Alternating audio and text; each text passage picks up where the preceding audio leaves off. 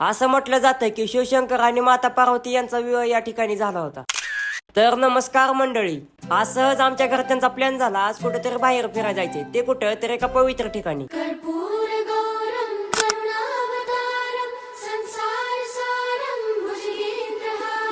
म्हणून मग गाड्या घेतल्या आणि भिगवण ते डाळे ते वालचंद नगर ते नातेपुते आणि नातेपुतेवरून श्री क्षेत्र शिंगणापूरच्या अलीकडे 8 किलोमीटर असलेल्या एका शिवकालीन मंदिरामध्ये गेलो. तिथे गेल्यानंतर पहिल्यांदा दर्शन केलं आणि मग डोंगरदऱ्या आणि वळणाचा रस्ता पार करत फायनली आम्ही श्री क्षेत्र शिंगणापूर मध्ये पोहोचलो.